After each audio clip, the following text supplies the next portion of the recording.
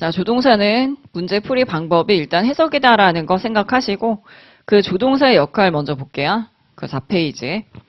조동사의 역할은 거기 설명드린 거 읽어보시면 일반 동사들이 좀 더 다양한 의미를 나타낼 수 있도록 동사를 도와주는 역할이다 라고 해드렸죠. 일반 동사들은 물론 그 동사들이 가는 뜻이 있지만 일반 동사들이 나타낼 수 있는 건 그 의미에 해당되는 시제밖에 없거든요. 그래서 만약에 조동사가 없다. 그러면 단순하게 시제로만 상황을 정리해야 되는데 어떻게 사람이 살면서 시제만 있겠어요. 그래서 이 해당되는 상황에 맞게 동사들이 가지고 있는 것보다 좀 더 다양한 상황을 나타낼 수 있도록 해주는 것들이 조동사다. 이렇게 생각을 하시고 밑에 보시면 조동사의 종류는 딱 거기 정해져 있는 것밖에 없거든요.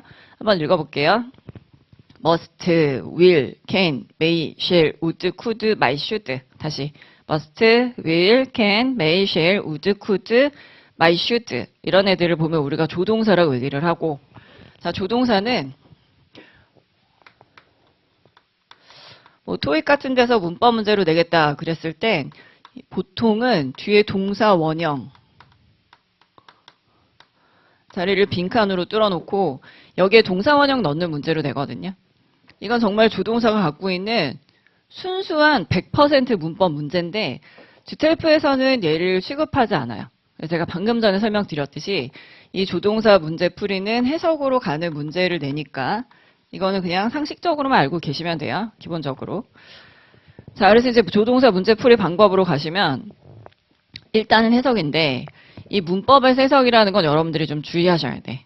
보통은 학생들이 해석으로 문제를 푼다 그러면 국어로 바꿨을 때 이상하지 않거나 내가 생각했을 때 내 입맛에 맞는 해석을 정답으로 고르시거든요. 그럴 때 보통은 근거가 없어요. 그래서 왜 A번을 정답을 하셨나요? 라고 제가 얘기를 했을 때 학생들이 기억이 안 나. 왜냐면 근거가 없이 그냥 내 생각대로 내 임의적인 판단 하에 정답을 고르기 때문에 그때는 오답으로 가는 지름길이 돼요. 그래서 문법 해석이라는 건 지금 뭐 조동사도 마찬가지고 뒤에 다른 파트 할 때도 또 해석으로 가야 되는 문제들이 있거든요. 그때는 항상 문법적인 근거라는 거를 생각을 하는 해석을 하셔야 돼.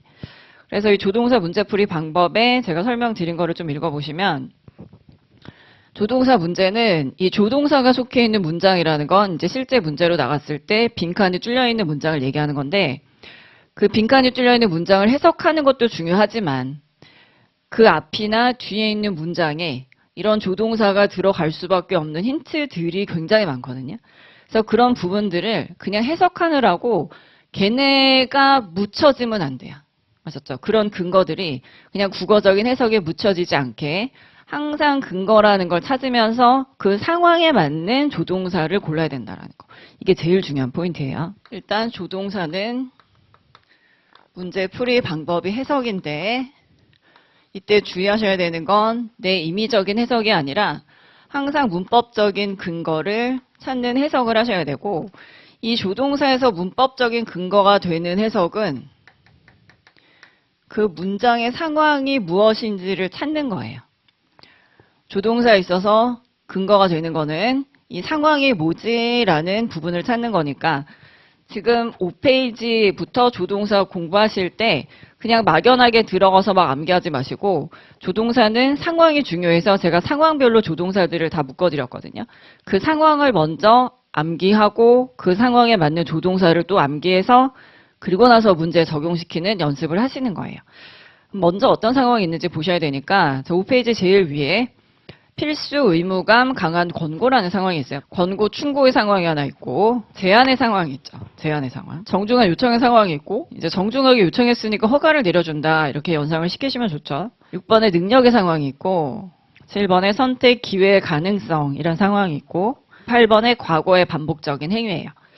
그 다음에 15페이지에 9번은 가능성의 정도라는 상황인데 이거는 일단 앞에 있는 상황들을 먼저 다 암기해서 그 해당되는 조동사를 공부하고 난 다음에 여기 9번의 가능성의 정도의 상황은 다시 볼 거예요. 이 부분은 앞에랑 조금 구별이 되는 조동사들의 묶음이니까 일단 1번에서 8번까지의 상황을 먼저 좀 암기를 할게요. 여러분 문제 푸실 때는 해석을 하시면서 조동사 문제, 이 해석을 하시면서 이게 어떤 상황인지를 떠올리시고 그 상황에 맞는 조동사를 선택지에서 정답으로 고르셔야 되기 때문에 이 상황이 암기가 되어 있지 않으면 정답은 고르기 어려워요. 이게 상황이 암기 안 돼 있으면 실컷 공부는 해놨는데 또 정답을 고를 때 내 주관적인 해석으로 정답을 고르거든요. 그러니까 먼저는 우리가 방금 읽은 이 상황 8개가 뭐가 있는지 머릿속에 딱 정리가 돼 있어야 돼. 자, 그래서 상황을 암기하셨으면 그 다음에는 이 상황에 맞는 조동사들을 또 암기를 하셔야 되겠지. 이 GTF가 범위가 그 몇 개 없는 대신에 또 하필이면 이 몇 개 없는 범위들은 암기를 해야만 되는 것들이에요. 그러니까 왜 GTF는 이렇게 암기할 게 많아요? 라고 한 학생들이 간혹 있는데 GTF로 암기할 게 많은 게 아니라 GTF에서 범위로 지정해 놓은 부분들이 보통은 영어 문제를 풀 때 암기가 돼야지만 풀 수 있는 것들이니까 이거 너무 억울하게 생각하지 마시고 이 부분들이 조금 연습이 되면 GTF 문법은 점수를 다 높게 받으실 수 있으니까 이 과정을 꼭 거치셔야 돼. 그러니까 이제 같이 암기하자고요.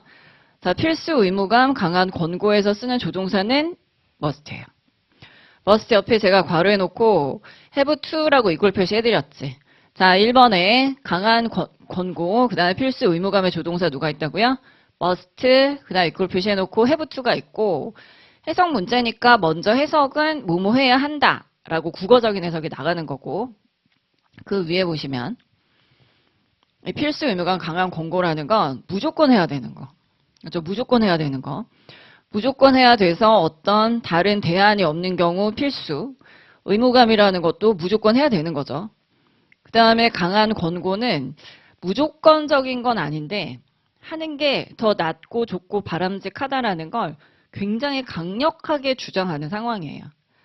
자, 다시 강한 권고, 필수 의무감에서 must, 그 다음에 동일한 건 have to고 해석은 뭐뭐 해야 한다. 이제 이렇게 나가는 거죠. 예문을 가서 보시면 이 해당되는 조동사의 예문들은 여러분들이 아, 이런 예문에서 이런 조동사를 쓰는구나 라고 익히시라는 거지 그 예문을 보시면서 굳이 왜 다른 조동사는 안 되지 라는 생각은 하실 필요가 없어요. 그런 것들은 시간 낭비니까 이 상황에서는 이런 조동사를 쓰는구나 이렇게 익히시는 게 좋아요. 그럼 이제 거꾸로 조동사가 들어가 있으니까 우리는 역으로 왜 이 예문에서는 must라는 조동사를 썼을까? 상황상의 근거를 찾아보는 거예요. 그럼 제일 앞에 all 있죠? 그 all에 동그라미 해놓으시고 all이라는 건 누구는 되고 누구는 안 되고 그런 선택적인 게 아니라 모두 아셨죠? 모두 예외 없이 모두 모든 미국 시민들은 그 필리핀에 입국하는 벌써 국적이 달라지기 때문에 이런 것들은 모두 다 뭔가 규정 관련된 내용들이 있고 또 올이 있고 그런 사람들은 여권을 소지해야 합니다. 라고 들어가 있어요. 그럼 지금 모든 필리핀에 입국하는 미국 시민들은 여권이 없으면 들어갈 수 없다는 소리잖아요. 그래서 필수적인 상황을 나타내는 거기 때문에 이때 must라는 조동사를 쓰셔야 되고 그 다음에 두 번째 예문도 볼게요. 자꾸 상황상의 근거를 찾는 연습을 좀 해보셔야 돼요.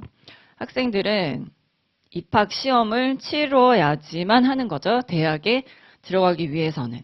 그러면 입학 시험을 치르지 않은 학생들은 대학에 들어갈 수 없다는 소리니까 이것도 어떤 다른 선택이나 대안이 없잖아요. 그럴 땐 무조건 해야 되는 필수적인 상황이라 must라는 조동사를 쓰셔야 되고 그다음에 세 번째 문장도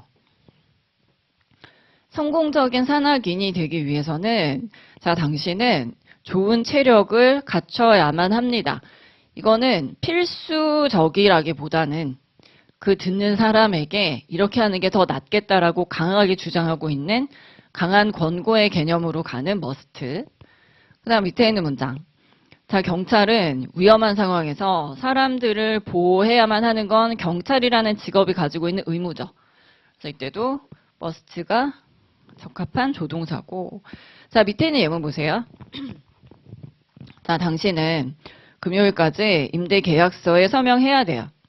by Friday라고 지금 due date을 줬죠. 그때까지 꼭 해야만 되는 상황인 거지.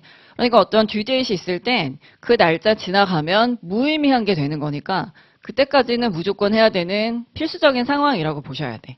그래서 금요일까지 임대 계약서에 서명을 하셔야 합니다. 그렇지 않으면 우리는 다른 사람에게 렌트를 줄 거예요. 그럼 이제 더 이상 그 사람에겐 기회가 없잖아요. 그래서 앞에 무조건 해야 되는 must가 맞고 그 다음에 두 번째 암기할 사항을 보시면